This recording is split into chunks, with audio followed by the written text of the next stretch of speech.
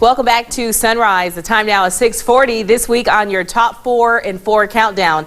A disappointing moment for Republicans on Capitol Hill, and tensions between the Attorney General and the President are mounting. Plus, the tweet that came out of nowhere and shocked the nation. Your top 4 and 4 countdown starts right now. First up, headline number 4. Twitter has made it clear that it will not ban Donald Trump from its service, despite calls for it from critics. Now, it's a tricky balancing act. The president's tweets draw attention to the struggling service, but tweets mocking reporters and rivals undercut Twitter's commitment to make the service a more welcoming social media site. Twitter's policies prohibit harassment and hateful conduct, but there's a lot of wiggle room as to what constitutes such behavior. Trump, meanwhile, has defended his use of social media, tweeting in June that the mainstream media doesn't want him to get his honest and unfiltered message out there. CEO Jack Dorsey told a media outlet in May that, quote, "It's really important to hear directly from leadership to hold people accountable and have conversations out in the open, not behind closed doors."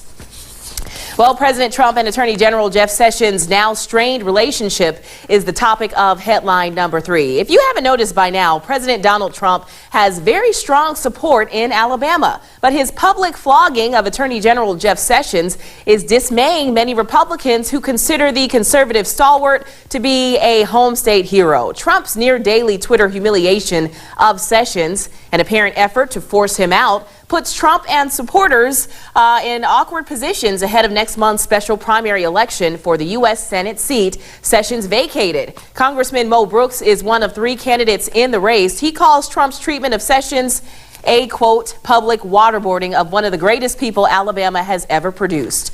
One Trump voter, Joe Aiken of Birmingham, said, "You just don't treat people like that."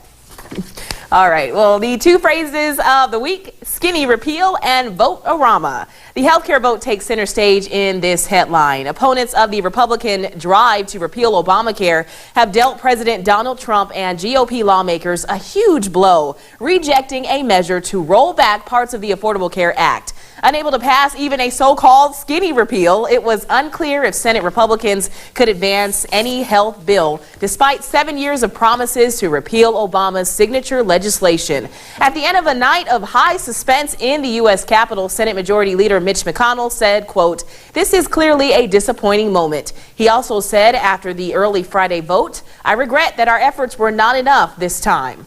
McConnell said it's time to move on. He then put the health bill on hold and announced the Senate would take up other legislation next week. Here is headline number 1. President Donald Trump is barring transgender people from serving in the military, that is, in any capacity. He's citing a tremendous medical cost and disruption. Well, Trump's announcement on Wednesday morning on Twitter did not say what would happen to transgender people already in the military. The president tweeted that after consulting with, quote, generals and military experts, the government will not accept or allow transgender individuals to serve in any capacity in the U.S. military.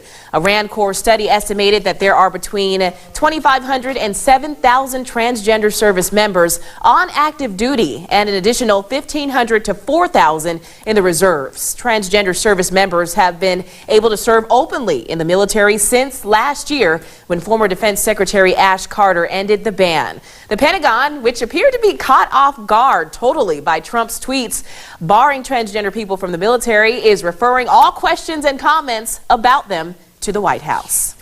Well, there you have it. No jokes, no puns, just some serious headlines. But maybe that will change next week. Be sure to join me on the next Friday. I'll be counting down a new list of interesting stories and headlines that everyone's talking about.